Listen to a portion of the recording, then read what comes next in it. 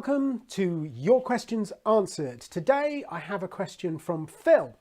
He asked this question on my webinar recently, but I didn't have a chance to get around to answering it. So here you go, Phil. Today, here is your answer. So what Phil said was, should counsellors put great thought and effort into who they select as their civic head to ensure that the best person for the job gets the job rather than using something like Buggins' turn?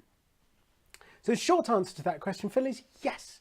Councillors should spend more time and effort selecting the right candidate to be mayor or council chair. They really, really should. They should have a better selection process and they should have more competition. And then we would get better people doing the job. That I firmly believe that. I completely agree.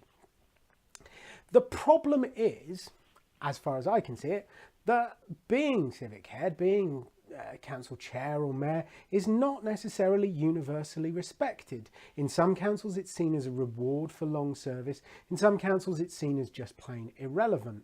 I think to ensure that we get a better selection, to ensure that we get more competition, we have to impress on councils that actually the mayor can be a great vehicle for their message. It can be somebody who can bring forth their strategic aims, somebody who can get their message out to various elements of the community, and also that it is a great opportunity for individual councillors to have a really big impact on their community.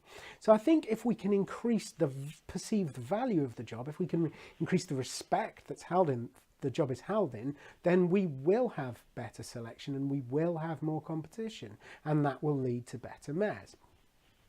There is also the slight problem that occasionally political parties will elect one of their own over better candidates from other political parties. I am not sure what to do with that. Of course, they just shouldn't do that. I guess, again, if we can increase the perceived value, then they will always be trying to put forward somebody who can really do a good job for the council, rather than just somebody who's on their political side.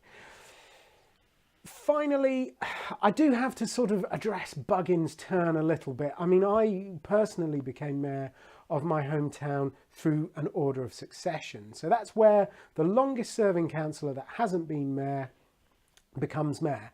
And I am quite an advocate of that system. There are three reasons why I think it works very well. One is it gives you an idea of who's coming down the line, so it helps people plan.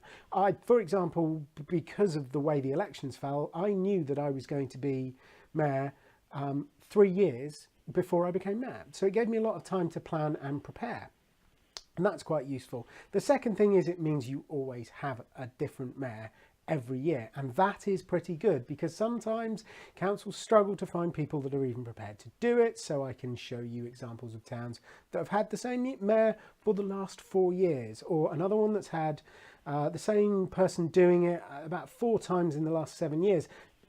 That's not really healthy. That's not really good. That's not what we want to see. So an order of succession at least gets rid of that problem. And then finally, the main reason why I think the order of succession is not a bad idea is because I wouldn't be stood here today if it wasn't for the order of succession. If they'd have just asked me to be mayor, I would have said no.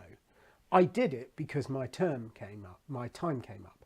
You know, it was my number, it was my turn. I had to do it. That was the way it worked. So I did it. Had a big impact on my life. I'm enormously proud that I did do it. I'm pleased that we had the order of succession. So without it, I wouldn't have said yes to it.